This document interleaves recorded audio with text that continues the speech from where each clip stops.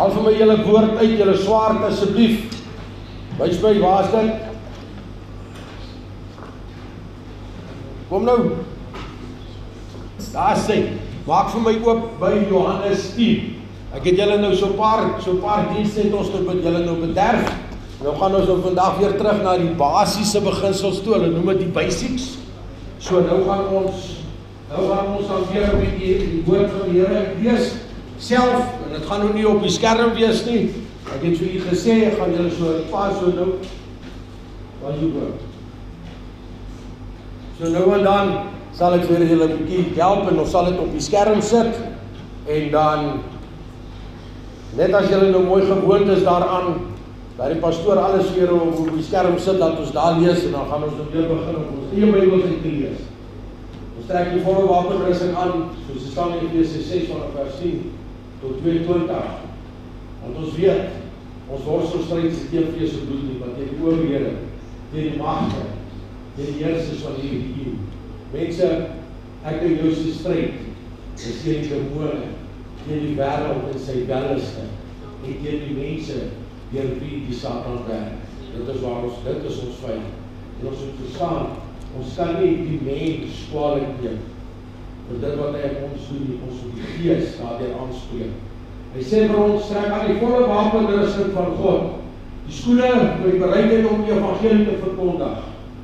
Met ander woorde, jy moet sulke skoene hê dat dit nie saak maak in wat se omstandighede, wat se modder jy gaan nie, en dan wat se berge jy moet gaan uitklim nie, of wat jy deur riviere moet loop, of as jy op steel moet loop of so nie, die skoene van jou moet geskik wees vir die werk wat jy gaan doen. En ek en jy weet nie waar ons gaan. So ons moet God vertrou, dat hy vir ons die regte skoene gaan gee, om hier te stap. Maar ek en jy moet bereid wees, om my skoene aan te trek. Want as ons bereid is om die evangelie te verkondig, dan is God bereid om ons toe te rus, om by die evangelie te verkondig. Dan kom en dan sê, maak julle lendene met die waarheid van God. Met ander woorde, dit is om hierdie beld. Ons gaan nog eendag sal ons so 'n studie doen oor die volle wapenrusting van God. Dit is nog baie interessant. Maar die probleem is as ons en sê die lendene met die waarheid van God. Ons gaan met soveel leuns deur die lewe dat ons baie keer deur die Satan gevang word met ons broek op ons knie, want ons belde is nie daar. Want daar's niks waarheid in ons lewens. Sê, julle lendene met die waarheid van God. Wat is die waarheid? Wat is die waarheid? Jesus, die woord van God, God die Vader, die Seun en God die Heilige Gees. Glo julle met alles wat binne julle is, dat die woord van God, Heilige Gees geïnspireerd is, dat dit wat daarin staan, die waarheid is, en dat dit onwrikbaar is, soos wat God onwrikbaar is, want hy was gister, hy is vandag, en hy is môre heeltemal dieselfde. Kom nou, amen. Dan sê vir ons van die borswapen van geregtigheid. Ons is nie eie geregtig, ons kan nie eie geregtig wees nie. Maar ons is geregtig deur die bloed van Jesus Christus. Dan sê hy van die skild van die geloof. Nou dit help hom nie, jy staan op met so 'n stukkie, met so 'n stukkie ding en jy probeer nou die duiwel afweer nie, want hy ding gaan vir jou niks in die saak bring. Ons moet 'n skild kry van ons geloof, wat so groot is soos hy deur daarvoor, dat die vyand ons nie kan bykom. Ons het nie nodig om agter ons te kyk. Weet julle dit? Want God het reeds iemand opgewerk om jou rug te beskerm. As jy maar kyk na die wapenrusting wat die Romeine aangetrek het, was daar niks wat hulle rug beskerm het. Daar was net straps daar, wat hulle borswapen vasgehou.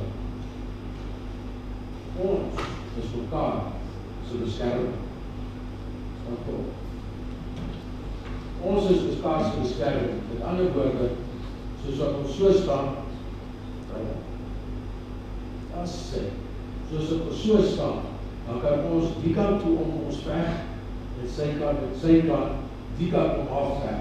En niemand kan by haar rug kom nie, want ek is nie so, niemand kan by my rug kom nie, want sy is daar. Dit is waaroor het gaan. Ons sê bid vir mekaar, dra mekaar se laste, tel mekaar op, versterk mekaar, leer, bestraf, en alle lankmoedigheid, help net mekaar. Moenie die een die ander kan afbreek. Hoekom? Want dit is die ding van die boodskap, jy moet dit verstaan. Dis Here wat hier in op my hart lê, dat ek dit moet bespreek. Maar kom dan sê hy, behalwe van die skild van geloof, neem die swaard van die Gees op, die swaard, die woord van God. Die woord van God is sterker as 'n tweesnydige swaard, want hy sny deur murg en been, en hy maak 'n skeiding daar. Dit is so, as ons nie die woordkennis het nie, gaan ons nie die vyand kan bestraf vir sy werke nie, want ons gaan nie weet wat daar staan nie, en ons gaan nie weet of ons reg is met dit wat ons sê. Hoekom dink jy dat Jesus, toe hy versoek is deur die Satan, het hy gesê, elke keer het hy gesê, onthou die Bybel was nie, of die Torah wat hulle daar so gaan, die profete was nie geskryf in hoofstukke en in versies, en hy goed nie, dit is ons mens wat dit nou maar so gedoen het. En dan het Jesus vir hom gesê, ons sê ons ja, maar Jesus het ook nie die Bybel geken nie, want hy sê nie daar so waar dit staan. Hy het nie hoor wat om te sê nie, want hy was 6 jaar oud gewees, toe begin hulle al om die eerste 5 boeke van Moses te resiteer. Ons het nou al vat kyk tot groot mense hier, so jy kan voorbij die eerste hoofstuk van Genesis resiteer. So, kyk mooi waar is ons fout. Kyk baie mooi waar is ons fout. Kinders van 6 jaar moet begin om die eerste 5 boeke wat aan te sit wat lees. Genesis, Exodus, Leviticus, Numeri, Deuteronomium. Begin hulle dit op die op 12-jarige ouderdom, het hulle reeds dit onder die knie, dan begin hulle by die profete te resiteer. Dit beteken, ek begin by Genesis 1 vers 1. In die begin het God die hemel en die aarde geskaap. En ek stop by Jesaja. Wie van ons, wat nou al hoeveel jare die Here dien, en dit ons steeds doen, kom ek sê vir julle kom, want ons is te lui om die woord van God te lees. Ons is te lui om tyd te spandeer met die God van woord. Ons is te lui en ons is besig met allerlei ander dinge om God se woord ons eie te maak, dat ons dit kan resiteer. Hoe kan jy die vyand sê, daar staan iewers geskryf, ek kan nie presies die woord onthou nie, maar kom ons try maar Jesus so, maar ek weet ook ek heeltemal reg is, maar ek wil ek opstaan tot die Satan. Hy sê, jy kan nie die Satan gaan veg met 'n kopspel. Verstaan julle baie mooi? Ons kan nie die geveg gaan veg teen die Satan, as ons nie die woord van God ken nie, en ons probeer hom met 'n kopspel afweer. Jy gaan hom net vies maak, en jy gaan swaar kry. Hoe meer jy kennis van die woord het, hoe groter is jou kanse, luister, hoe groter is jou kanse, dat jy teen die vyand in opstand kon kom, luister, en staande kan bly teen. Ons gaan net probeer so rukkie terug na die skild. Die skild van geloof is so, dat jy nie net die pyle wat die vyand op jou afvuur, die vuurige pyle wat op jou afvuur, kan wegkeer. Die woord van die Here sê uitdruklik, sodat hy die vuurige pyle wat op jou afvuur, kan uitblus. Hoor mooi, hy blus uit, die vuurige pyle blus hy uit. In ander woorde, die pyl kan nie net kom in jou leeugeval in die wêreld aan die brandsteek, jou veld, jou lande wat jy bewerk het, gaan hy dit kan verwoes. Hy skuld van jou geloof, blus dit heeltemal uit. Met ander woorde, jy sal nie skade kry nie. Nou vraag vir jou, waar is jou geloof? En waar is jou swaard? En dan jy laat sy kom en sê, en trek aan die helm van verlossing. Wat beteken dit? Ons is verlos deur die bloed van Jesus Christus. Ons kan ons gedagtes vernuwe elke oomblik van die dag. Hoe kan ons dit doen? Ons gaan God vra om ons te help. En heel eerste, kom ek sê vir die gebid en gevra, sê Here, antwoord my net asseblief. Ek het toe gebed, antwoord my net asseblief. Ons het al so gevra, kom ek sê vir die weer, dan sê die Here vir jou, gaan maak op my woord en bestudeer dit, want daar is my antwoord vir jou. Kom, dan sê ons bid jy die siel nie vast. Hoekom? Ons spandeer nie tyd in die woord van God. Ons spandeer nie tyd in ons liefdesverhouding met die Here. Kom ek vra so, wie is meer as 20 jaar al getroud? Alright, ons is dan so. Wie is al meer of was meer as 20 jaar getroud? 60 jaar en 8 maande of 14 dae. Wie daai ook? Wie weet hom? Wie weet daai ook wat meer as 60 jaar en 8 maande en 15 jaar kom, dis alright. Nou sê vir my, as hy jou nog so nou kan vra, hoe het jy dit reg gekry? Het jy jou vrou in aparte provinsies gebly, of in aparte huise gebly? Was julle altyd saam? Was daar 'n verhouding tussen julle? Was daar 'n liefdesverhouding tussen julle?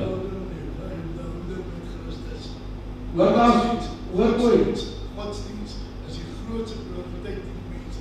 Daar sê, so met ander woorde, toe God die toppunt van sy lewe geword het, ons werk om ons so driehoek, en die man en die vrou is hierso, en God is die middelpunt van hulle lewe in Christus, en hoe nader ons aan God beweeg, hoe nader beweeg ons aan mekaar.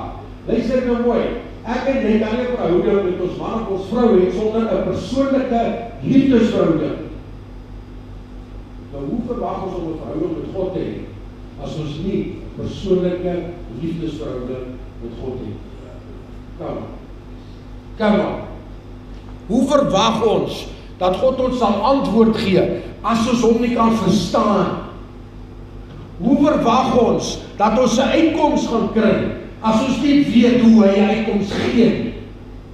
Hoe verwag ons dat hy vir ons 'n antwoord gaan gee as ons nie weet waarom te gaan soek vir dit nie? Kom nou. Hoe gaan ons dit weet?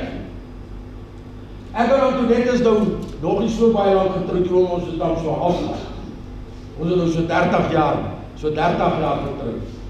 En ons het al gekyk, ek weet, as hy my net so kyk, dan weet ek, dis nou right. En ek kan sommer sien, ja, ok, sy like dit, of nee, hierdie ding hou sy nou nie van nie. Dan sommer sien hy oogies blink, of ek kan sommer sien, luister hier so, dis nou klaar. Hoe weet ek dit? Omdat ek met haar oor die telefoon gepraat het. Nee, ons het vir 30 jaar, het ons 'n verhouding, 'n liefdesverhouding.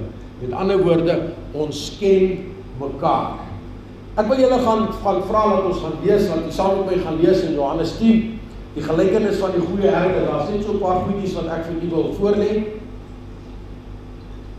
Maar hou nou in gedagte dit wat ek vertel het van die wapenrusting, want ek is seker die Here het 'n plan nou met hierdie ding, laat ons nou met die goeie herder en die volle wapenrusting aantrek, by die wapenrusting en daai goed. Hy sê vers 1, is jy daar saam met my?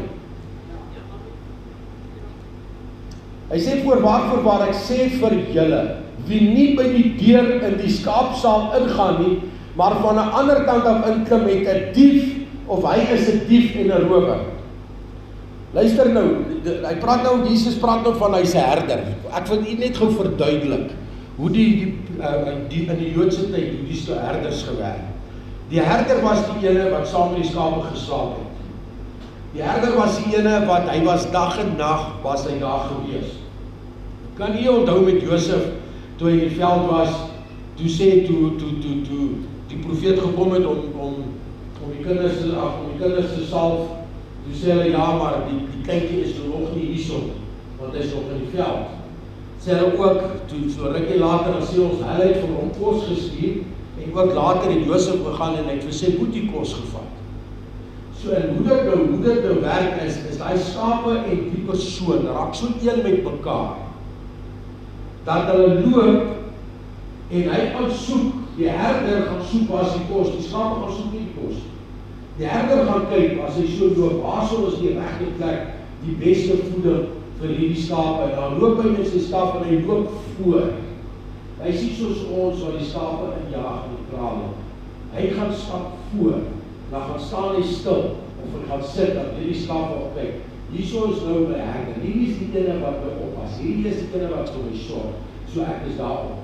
En nou as jy nou dit kan sien, ek het so'n videoclip, ek moet net op soek, ek het so 6 terabyte data wat ek moet deurgaan om wat ek kry, so ek kan nie jou beloof wanneer dit gaan doen, ek wil nie gaan hierdie jaar, dis die woord dat jy dit.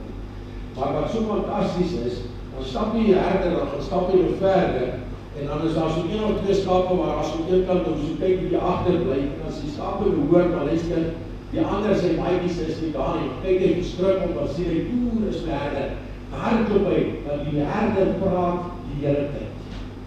Hy praat met die skape soos 'n mens met 'n mens praat. Praat hy so, dit is hoe sê, hulle ken sy stem. Nou die skape is ook so, as hulle toegemaak is in 'n kraal, en die herder is nie daar nie. Al kom jy by die hek in, maar almal gaan nie weet waar is die hek nie. Want die hek word toegemaak met takke, met stokke, met doringtakke en daai goed, dit is wat hulle gedoen het. So die herder alleen af weet hoe waar gaan. Jy gaan nie net daar inkom nie, want die skape gaan dan verwilderd word. Want hoekom nie? Want hulle ken nie jou stem. Nou dit is waaroor hierdie hele ding gaan. Nou sê hy, voorwaar ek sê vir julle, wie nie by die deur in die skaapstal ingaan nie, maar van 'n ander kant af inklim, hy is dief en hy is 'n rower. Met ander woorde, hoe gaan ek en jy by Christus uitkom?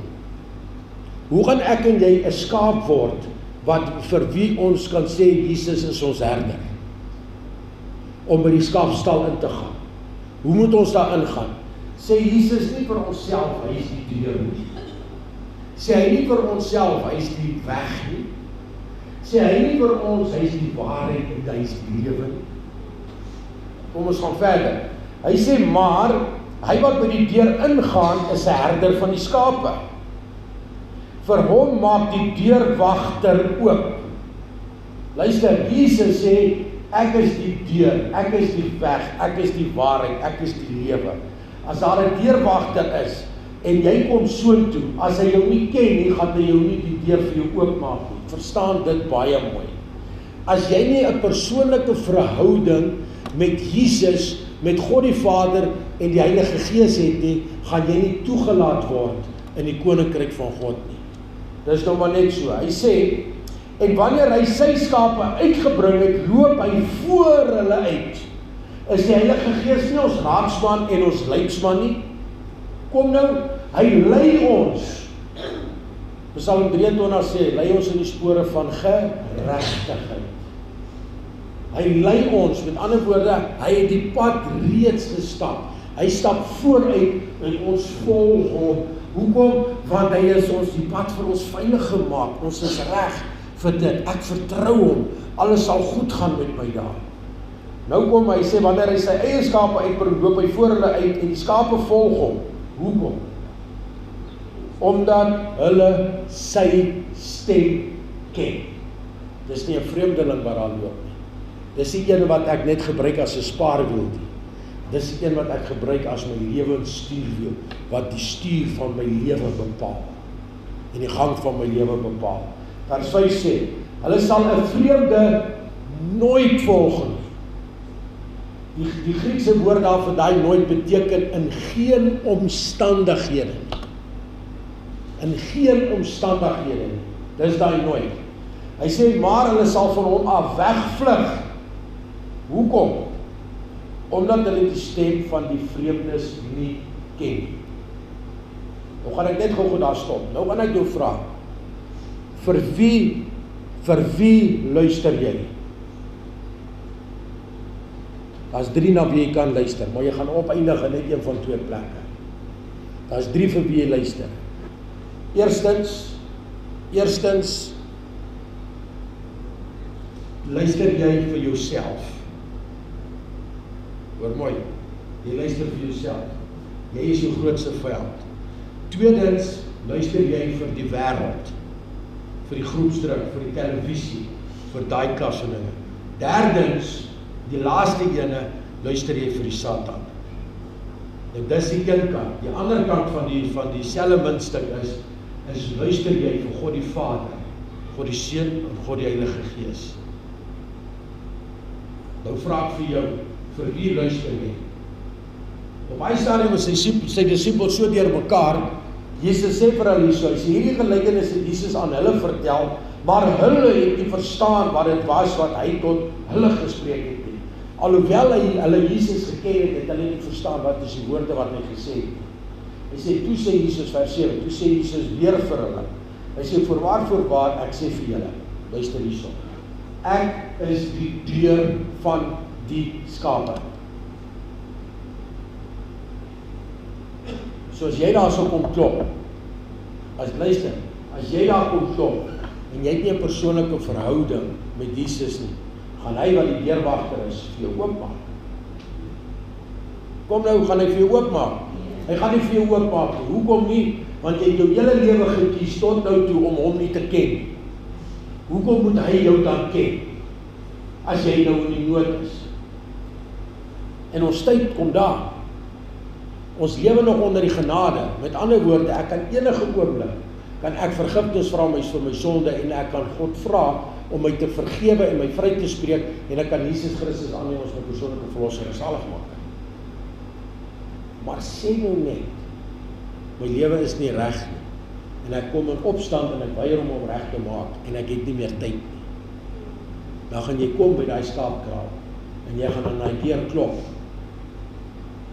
En die deurwagter gaan vir jou sê, ek ken jou nie, gaan weg van my af, jou werker van ongeregtigheid.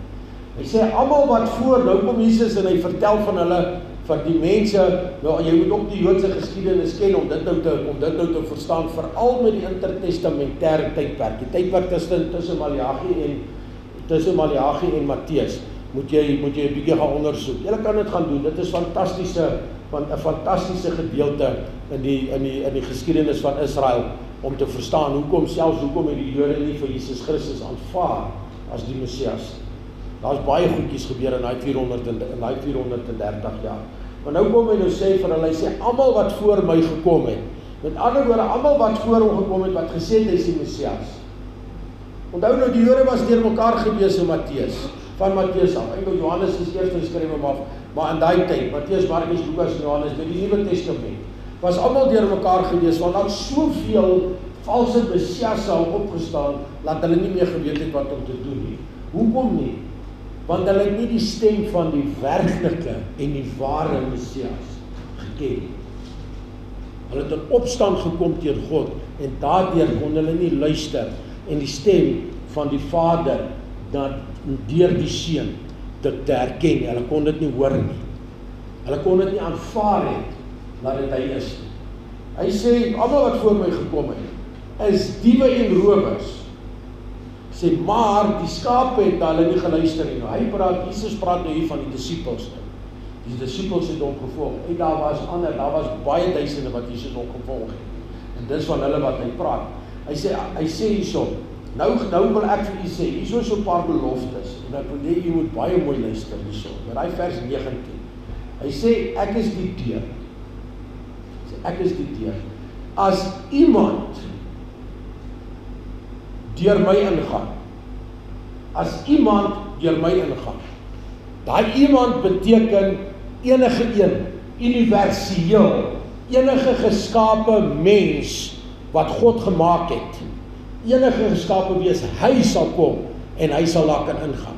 As iemand, dit beteken enige iemand deur my ingaan. Wat beteken dit? Om Jesus aan te neem as die persoonlike verlosser en saligmaker. Dan, as jy deur hom ingaan, dan sê hy, dis eerste belofte is dit is sy redding is universeel. Met ander woorde, maak nie saak van wat ras jy is, of wat kleur, of wat geur jy is nie. En of jy in Antarktika bly, of in Suid-Afrika bly, of in die Kongo bly, dit is irrelevant. As iemand deur my inkom, dan sê hy, dis die tweede belofte wat hy nou gee, dan sal hy gered word. As jy Jesus Christus aanneem as jou persoonlike verlosser en saligmaker, sal jy gered word. Hy sê, en hy sal ingaan, met ander woorde, ons sal 'n seën hê, ons sal vrye toegang hê, ingang en uitgang. Ons sal vrye, luister, ons sal vrye ingaan en uitgang hê. Ons sal kan ingaan en uitgaan in die teenwoordigheid van God. Dis wat hy daar so sê, is nog 'n belofte daai. Hy sê, luister hierso, en ons sal wyding vind. Met ander woorde, en ons sal ons lewensmiddele by God vind. Hy sal aan ons voorsien. Dis 'n belofte. Nou kom ons, en nou verstaan ek hoekom ek moes gepraat het oor die wapenrusting. Hy sê, onthou julle vanoggend het ek gepraat van die wat kom soos die seun van die mense kom soos 'n dief in die nag van die hoofpriester wat die kool uitgegooi het op die priester as hy in slaap geraak het. Dan sê omdat hy nie gereed is nie, sal hy kom soos 'n dief in die nag en hy sal onverhoeds betrap word. Hy sê die dief kom net om te steel, te slag en te verwoes. Hy sê, ek het gekom dat julle lewe kan hê en lewe in oorvloed. En oorvloed kan hê. Hy sê, ek is die goeie herder. Die goeie herder lê sy lewe af vir sy skape. So kom ons verstaan gou mooi. God se redding is universeel. Right? Enige iemand kan doen. As ons na hom toe gaan en aanneem as ons persoonlike verlosser en saligmaker, dan sal ons gered word. Ons sal kan ingaan en uitgaan. Met ander woorde, wat hy sê daarso is, ons ingang en ons uitgang, Deuteronomium 28, sal geseënd wees. Hy sê, en ons sal weider hê. Met ander woorde, ons sal in ons lewensmiddele sal aan ons voorsien word. Dit beteken, ons siel, ons gees, ons liggaam, emosies, ons wil en besluite, gaan onder die gesag wees van God. Dit sal onder die bloed van Jesus Christus wees, met ander woorde, ons sal geseënd wees. Hallo? Het ons daai ding. Hy sê, dan sê ek het gekom dat hulle 'n oorvloed kan hê, maar die dief, hulle vyand, het gekom om te steel, te slag en te verwoes. Kom ons staan net daar, hy sê, ek is die goeie herder lê sy lewe af vir sy skape. Sê vir my, as ons nie die volle wapenrusting van God kan aantrek, hoe gaan ons staande kan bly? Teen die aanslag van die vyand, wat Jesus vir ons hierso in Johannes 10 sê, die dief kom om te slag, te steel en te verwoes. 1 Petrus 5 vers 7 sê, ons het ons bekommernis op hom werk. Hy sal vir ons sorg, maar die volgende versie, vers 8 hy sê, julle moet waaksaam wees. Hy kan ons nie voorkom, hy kan nie 'n dief kom om te slag, te steel, ons het in ons pasoppens wees. Hy sê, julle moet waaksaam wees en julle moet bid. Want julle teenstander, die duiwel, loop rond soos 'n brullende leeu, en hy kyk en wag net om verslind. Hy is die ene wat die vader van die leuns is. Hy is die ene wat kom slag, kom steel en kom verwoes in jou lewe. En as ons in hom lewe, kan ons sê, ons kan na die hospitale toe gaan, en ons kan sê, ek was siek, maar ek is vandag gesond. Ek was sis, vandag is ek so. Ek was verlore, maar vandag is ek gered. Ek was vuil soos skarlaken, maar vandag is ek witter as die witste wol. Want my God het my vrygemaak. My God het my vrygemaak. Vanoggend was die vraag gewees, is jy gereed om die koninkryk van God in te gaan? Vanaand wil ek jou vra, is jy op daai punt in jou lewe, ek sê dit met respek wat ek nou sê, dat dit werd is, dat Jesus Christus vir jou moet sterf. Wat bedoel ek daarby? Ek bedoel geen disrespek teenoor God daardeur wat ek sê. Wat ek bedoel daarby, is Jesus het vir ons gesterwe. Hy het vir elke mens gesterwe, wat was, wat is en wat nog sal kom. Dis waarvoor hy gesterwe. Hy het gesterf vir die mens, vir verlossing. Gooi ons sy offer terug in sy gesig, of vat ons daai offer? Buig ons knie teenoor sonde, hy troet ons sondes, die dinge wat ons sê, doen, dink, of kan ons aanvaar, ek is die goeie herder lees die lewe af vir sy skape. Is jy werklik waar 'n skaap, wat Jesus jou herder kan wees? Dis my vraag. Is jy werklik waar daar, op daai plek, dat jy Jesus sal volg? Maak nie saak wat hy vir jou sê, maak nie saak waartoe hy gaan nie, maak nie saak waartoe hy jou lei nie. Is jy werklik waar op daai plek, wat jy nie kan buig vir hom, en sê, Here, dit maak nie saak nie, wat my situasies en my omstandighede is, ek weet U sal my voorsien. Hy sê, jy sal weinig kry. Hy sê, of gooi ons die goed terug in Jesus se gesig. Gooi ons God se genade terug in sy gesig. Is ons besig om te speel met sy genade? Of aanvaar ons sy genade? Let wel, op 'n stadium gaan God se genade nie meer daar wees nie. Dan is dit klaar. As jy jou laaste asem uitblaas, is daai genade klaar. Dan is dit nie meer daar vir jou. bedoel ek, jy kan niks doen om meer te doen, om meer te kry, as wat jy tot daartoe het by mekaar gemaak. Kan ons nie maar kyk in die challenge aanneem om te sê, ek wil vir my skatte in die hemel by mekaar maak, wat ewigheidswaarde het, en nie die skatte op die aarde nie. Ek wil die hemelse skatte by mekaar maak, en ek daarop konsentreer. Vader sê vir ons, hy sê, soek eers die koninkryk van God, en al die ander dinge sal bygevoeg word. Ons het nie nodig om gierig te wees, of ander mense te beny, of jaloers te wees, of daai kas van dinge nie. Ons pa is die koning, man, come on. Hy sê vir my nog meer gee as wat ek wil hê. Hy sê, as jy drome jou nie bang maak, dan droom jy nie groot genoeg. As jy dink aan God en jy wat jy sê, maar net Heer, as jy net dit vir my doen, moet jy dit sê, want hy staan tot baie meer as dit. Hy staan tot baie meer as dit. Elke ding wat oor jou pad kom, moet dit nie sien as ek sê weer, elke ding wat oor jou pad kom, moet dit nie sien as 'n obstakel. Sien dit as 'n geleentheid, sien dit as 'n opportunity vir God die Vader om 'n wonderwerk in jou lewe te doen. Daar's 'n wonderwerk waar hy moet vir my van getuig het, die oomblik ook getuig vanoggend. Daai tannetjie van daai tannie Martie, net van die Merwe, Marie van die Merwe het ook getuig vermoor. Vergifnis. Dit sit in ons natuur om te vergewe, maar deur die krag van die Heilige Gees kan ons vergewe en vryspreek. As daar nie 'n krisis was daar nie, met die meisietjie wat siek was nie, hoe kan daar wonderwerk gebeur het?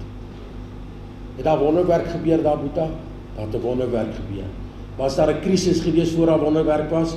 Daar was. Dit is hoe God werk. As daar nie meer hoop is, dan is God die laaste hoop. God is die enigste hoop. Hy is nie die laaste, hy is die enigste hoop. Is ek en jy reg om vir ons Here te sê, hy is ons herder en ons is sy skaap.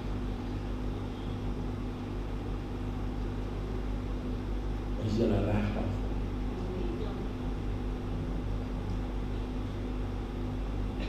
Ek is reg. Kom ons maak besluit.